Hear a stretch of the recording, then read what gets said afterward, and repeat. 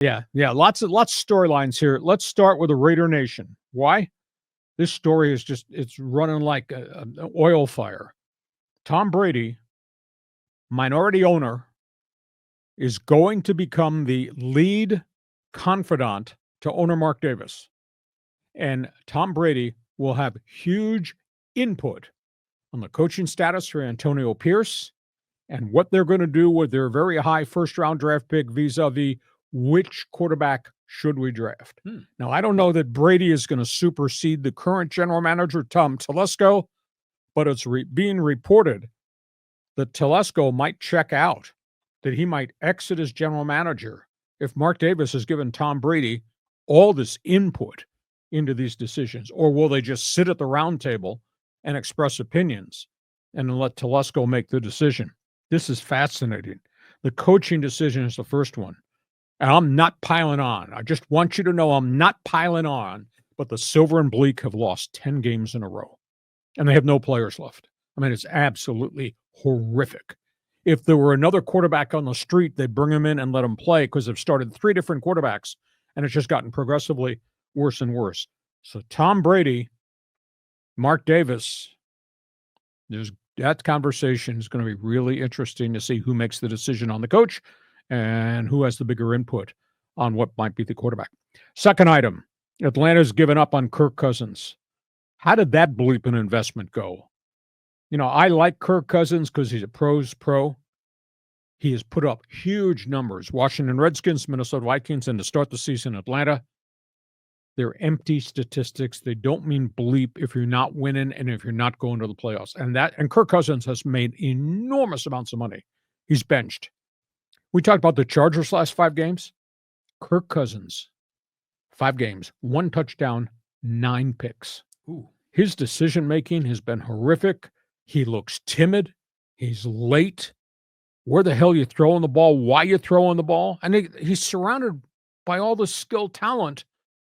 Think about that. 1 touchdown, 9 picks last 5 games. Michael Penix debut this week. Now, I do think Atlanta's probably going to run the ball a lot with Bijan Robinson, take a little bit of the pressure off Michael Penix, but we'll see. But they're on the hook. John, they're on the hook for $120 million for Kirk Cousins. Yeah. And suddenly, it looks like he woke up this year as an old man. Not a very good job quarterbacking. By the way, speaking of bad quarterbacking, Tennessee, what a disaster they are. They spent a number 1 pick on Will Levis, the young quarterback from Kentucky. He had a pretty good rookie season. Then they fired the coach. He has just been a disaster. 12 touchdowns, 12 picks, got hurt midseason. He's thrown 4 pick-6 interceptions taken back for scores. Speaking of bad decision-making, he's been sacked 40 times. And Will Levis said it before practice today, even though he has now been demoted and the journeyman Mason Rudolph's going to start again. He says, I view myself as the number 1 quarterback on this team. Not right now.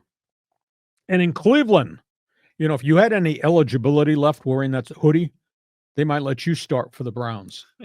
Browns have benched Jameis Winston. They're going with Dorian Thompson-Robinson, former UCLA quarterback. He'll be the 3rd different starting quarterback this season.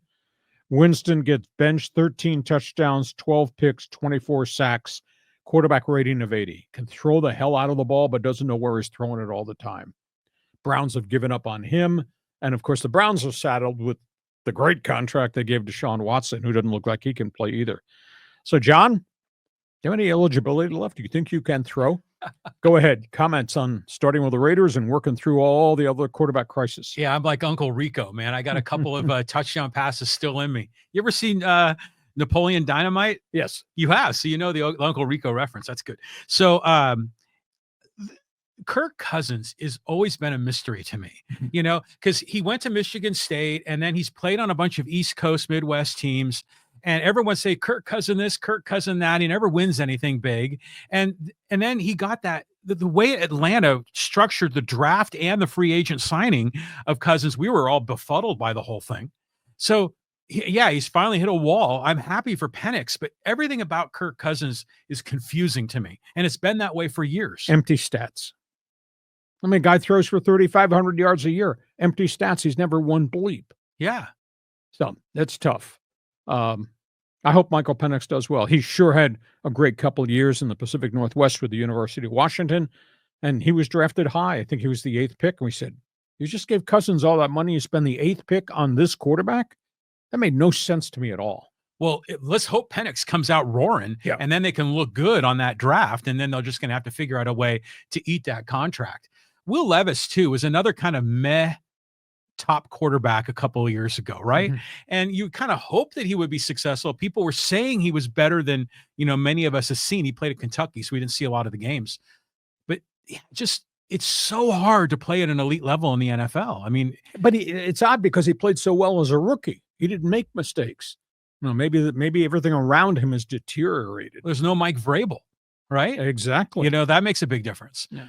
So, and then the Raiders, man, I want the Raiders to be successful. I mean, Tom Telesco, you know him, you have a relationship with him, but I kind of like Brady getting involved here. I mean, he's sort of the savant. He's the guy that mentally knows how to figure it out from a quarterback level. So I'm curious about his input, but geez, just make the Raiders relevant again, as that's all I care about. The league needs those Las Vegas franchise to be something special. Oh, absolutely. Yeah. And it's just a disgrace. I will give it up for Raider Nation, man. They stick with their guys. They're loyal to a fault. But come on, let's get this going, and hopefully Tom Brady can turn the corner for him. Did you like or dislike my one man's opinion column on my website about the Raiders? Yeah. I guess I won't be getting Christmas cards from anybody in Las Vegas. You're always calling out the silver and bleak, and we all love you for it. Stirring the pot. You're good at that, Hacksaw. Listen, you love the NFL. Go to my website, leehacksawhamilton.com. On the right-hand side, there's a listing of all the different things I write. Go to my one man's opinion columns. Need you to read what I wrote about a Raider Nation. That was posted just a couple days ago. You might agree, you might disagree. I don't give a damn. Just read it if you're an NFL football fan. Not piling on, but I'm not the one that's 2-12 with a 10-game losing streak, pal. Okay, all things.